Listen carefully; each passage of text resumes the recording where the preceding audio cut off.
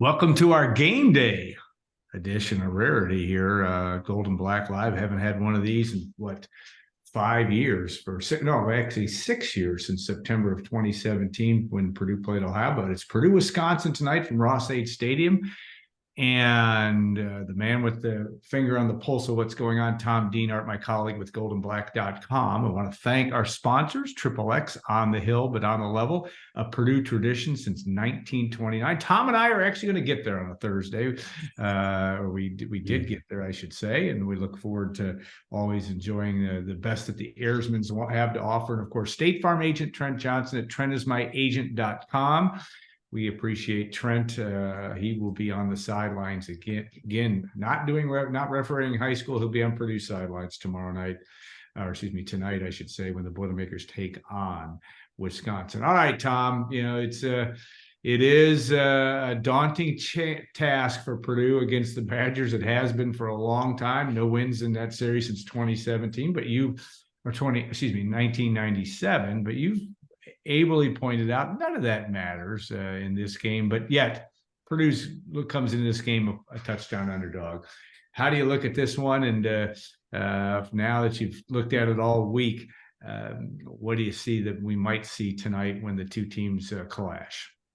Yeah, they actually beat him in 2003, Alan, but that's in Madison. That's right. Yeah, West Lafayette was 1997, Alan. You got it. Back then, I had a glorious full head of hair. Yeah. And the world was still filled with unlimited possibilities for me, Alan. Yeah. Me too. That was 26 years ago. Think about that. 26 years ago. Joe Tiller's first year. Of course, he's now deceased and he's got a tunnel named after him. Purdue's on his fourth head coach since Joe Tiller. So neither Danny Hope, Darrell Hazel, nor Jeff Brom could slay the Badger beast. Will Ryan Walters do it? And I'll say this, Alan. This isn't your father's Wisconsin. They're still good, don't get me wrong, but they're in transition too. Yeah. It's like Purdue, they've got a new head coach.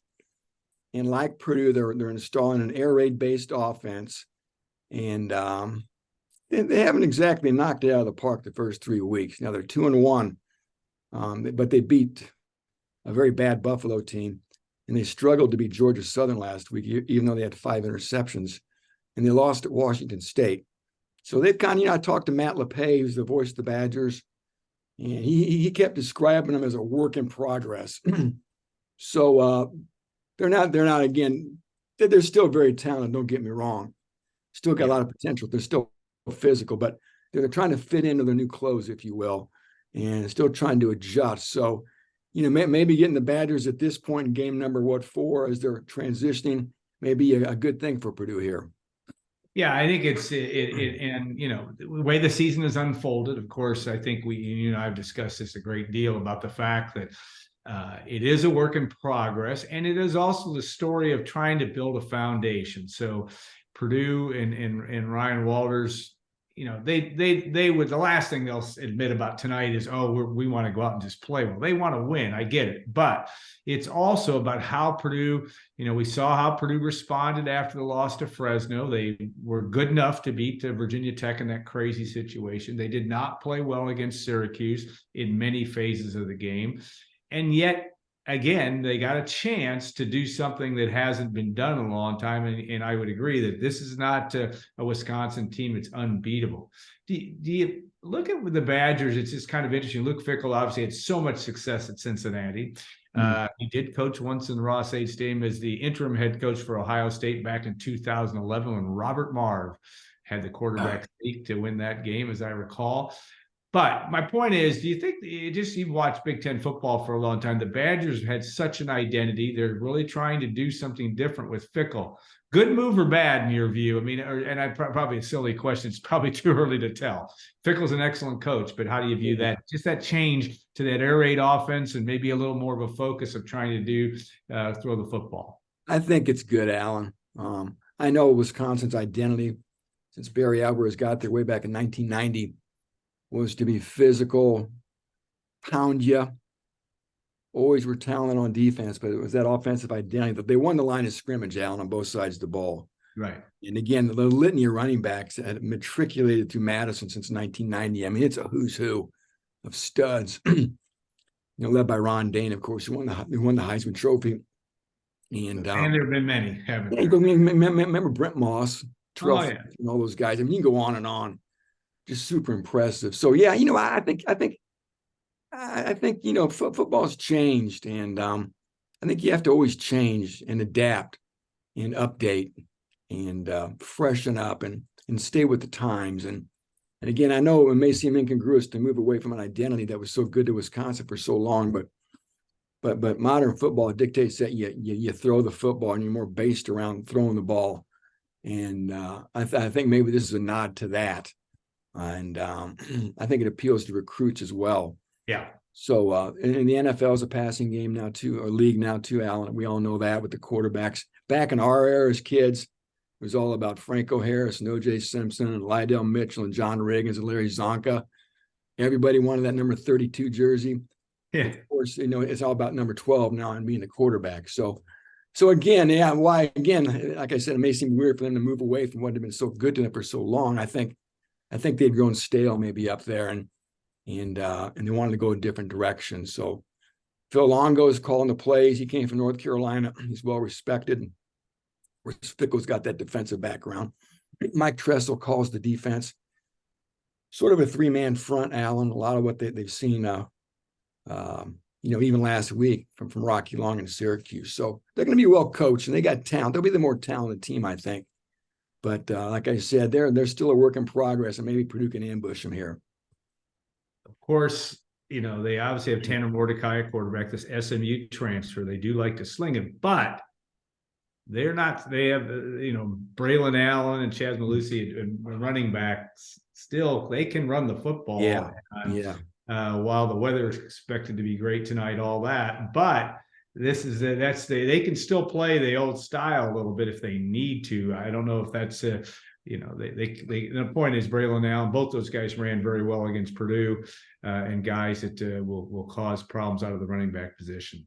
Yeah, you're right. Braylon Allen's really special. Yeah. I think he was a 17-year-old freshman a couple years ago, just a freak.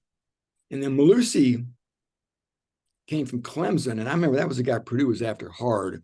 Yeah. I think at one point they thought they had him, but of course he goes to Wisconsin. So you're right; they're going to still pound you too, but they're going to try to beat you through the air as well. And Tanner Mordecai, he was a 4-star kid coming out of Waco, Texas. Went to Oklahoma first, Alan. Then he went to SMU. So this is his third school. Modern college football for you, right? I think he may be a buddy of Hudson Cards even. So two Texas guys, two Texas transfers from Lone Star State, squaring off in West Lafayette. And it'll be fun to get a look at that kid. It will, yeah. And again, I'm eager to see how Purdue responds coming off that kind of dispiriting loss. They were rented, Alan. You know what? They had no business being in that game, but there they were, 21-14, I think, in the fourth quarter. It was still right there for the taking, even after the 4 turnovers. So while the final score looks ugly, if you look below the details, Purdue, again, was in that thing, and they had a chance to win despite all the penalties and all the turnovers. So there are still a lot of positives that they can take from that loss last Saturday. Part of what we'll learn from Ryan Walters in the first-year coach is how he handles, I don't think anybody wants to throw Devin Mockabee off the train, so to speak, but he did fumble 3 times, and it'll be interesting to see. I think that's the most fascinating part of this game for me, is just how does he maneuver. Is Tyrone Tracy going to get, will there be a message sending there? Will Tyrone Tracy Jr. get more reps running the football? That's what's going to be interesting to watch from my perspective, is how does he adjust? Also, how does he do if Kyron Jenkins plays, which may or may not happen? How does he adjust to be able to, I know Kevin Kane said this week the defense was really there 95% of the time. They just had to nail some things down. But again, it's all seems to me to be about adjustment and what we'll see later tonight. Yeah, on Devin Mockabee, the 3 fumbles, 3 have produced 7 fumbles. Yeah, I'm curious too to see how the running back reps are split up here. And you know who watches? if Maccabee maybe gets less work or doesn't start, you know who notices that the most are the other players. Yeah. What are the consequences if I mess up? Look what this guy did. They didn't do anything to him. So, my point is, what I'm saying is a lot of eyeballs on how you handle players, and when they get in trouble or don't perform well, how do the coaches handle them? If I'm a player and I go, God dang, they did nothing to mock me for fumbling 3 times. Yeah. And that I think you've been in locker rooms, even high school locker rooms. We all talk and know what's going on, how people are treated. So it will be interesting to see. And again, I'm the biggest Devin Maccabee fan there is out there. Believe me, I'm not advocating he get benched or doesn't start, but sometimes I think maybe a message has to be sent. And Devin he's 100% effort, man. He was just trying to make plays. Yeah. But again, that'd be a good storyline, Alan. And I feel pretty confident in telling you that Jenkins will play. Yeah. Gus Hartwig will play. Gus may start. The kicker situation sounds like Ben Freehill's out. Crockover, Caleb Crockover, Julio Macias. Those 2 guys will either, one's going to kick, one's going to do kickoffs, or vice versa. Not sure who will do what, but keep that on your radar too. If Freehill sounds like he may not be ready to go, so Purdue could be without its #1, at least field goal guy. So again, I think there's going to be good news with Hartwig and Jenkins, and Purdue maybe having a new guy kicking field goals for him Friday night. Yeah, Gus Hardwick, obviously that offensive line needs to be able to. Yeah. We've had written so much and talked so much about Purdue's ability to get that 1 and 2 yards when necessary. That's not the whole issue there, but certainly Hardwick's going to help. But just getting him back. He can play, how much will he play too? But just getting him back. Yeah, I think psychologically, I think he's your best lineman, and just getting the anchor of your line back, what that could do for the spirit and the psyche of that offensive line is coming under some scrutiny here. Yeah, you're right, Al. I'm not sure how much he's going to play. I can't imagine he's going to play 50 or 60 snaps. But even if you get 20 out of him, just having him suited up and out there a little bit, I think could be a little bit of a psychological lift too. Yeah, and I think I've written about him being really one of Purdue's better pro prospects. Yeah, I think he's got a chance. I think he does. Yeah, and a guy that will definitely bring experience. The line is what it is. They've had to make a lot of, certainly in game 1, they had all the injuries at center and trying to figure out which end is up. And that all ties in again to this first year 37-year-old coach trying to get the reins on what he's got. And every coach in America's Nick Saban's trying to figure out which end is up right now for Alabama. Yeah. Different situation, but still. That's part of being a coach, and that I think is really going to be the fun part to watch in terms of that. All right, atmosphere was great against Syracuse. Couldn't have been better, really, on that Saturday night game. Friday, there probably will be some empty seats tonight. However, not lots of them, I wouldn't think, and I would think the students will be there. It's just a tougher night if you're coming from Fort Wayne or Chicago and you're working. It's not easy to get here by 7 o'clock. Certainly, maybe easier from Chicago because you're on Central Time there. But my point is, it'll be a raucous environment. I would expect tonight, especially if Purdue can make it a football game early on and make this a 4-quarter game. Yeah, that's gonna be a lot of fun, man. That's gonna be a lot of fun. Of course, I think you referenced off the top, 2017 was the last time Purdue played a Friday night game at home. Jeff Brom's first year, they beat Ohio pretty handily. I remember watching that game on TV, and I was looking at the game notes, Alan. I can leave you with this little trivia question.